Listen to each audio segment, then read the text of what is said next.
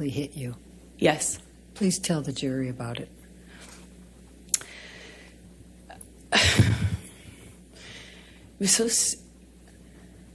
It's seemingly so stupid, so insignificant. Oh, never forget it. It changed my life. I was sitting on the couch, and we were talking. We were having a normal conversation, just there was no fighting, no argument, nothing.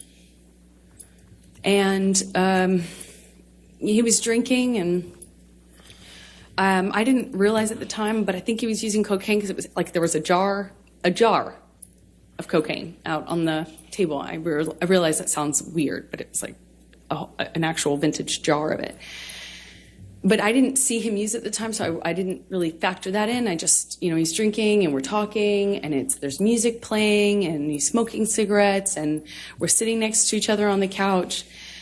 And I asked him about the tattoo he has on his arm.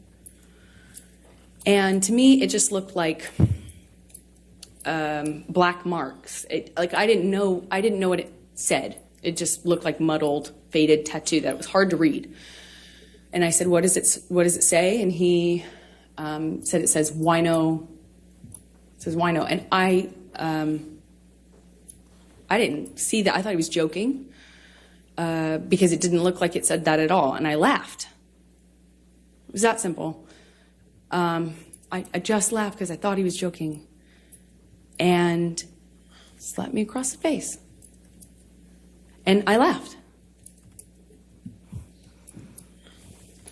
I laughed because I didn't know what else to do. I thought, this must be a joke. This must be a joke, because I didn't know what was going on. I just stared at him, kind of laughing still, thinking that he was going to start laughing too to tell me it was a joke, but he didn't. He said, "You think it's so funny? You think it's funny, bitch. You think you're a funny bitch." And he slapped me again. Like, it was clear it wasn't a joke anymore. And I stopped laughing, but I didn't know what else to do. I didn't know what to do. You would think you would have a response, but I, as a woman, had never been hit like that. I'm an adult, and I'm sitting next to the man I love, and he slapped me for no reason, it seemed like, and I missed the point. It was that stupid. Second slap, I know he's not kidding, but I don't know what else to say or do, so I just stared at him. I didn't say anything. I didn't react. I didn't move or freak out or defend myself or say, "What are you doing? You're crazy." I just stared at him because I didn't know what else to do.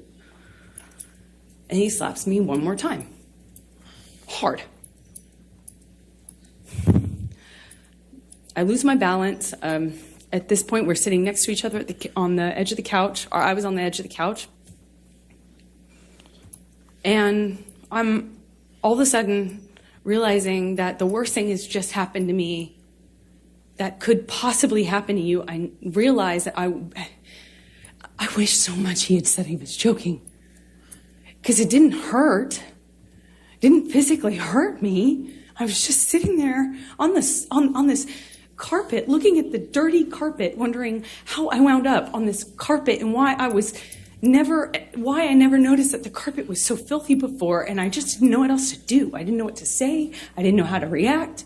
I just sat there thinking, how much time do I have to figure out what I need to do? Because, God, did he just hit me? No, I didn't want to leave him. I didn't want this to be the reality. I didn't want to have the man I was in love with. I know you don't come back from that. I'm not dumb. I know you can't hit a woman. You can't hit a man. You can't hit anyone. You can't just hit somebody because I knew it was wrong, and I knew that I had to leave him. And that's what broke my heart, because I didn't want to leave him. I thought if I got up out of that room, I'd leave the best thing that ever happened to me. And I wish I could sit here and say I stood up and I walked out of that house and I drew a line and I stood up for myself.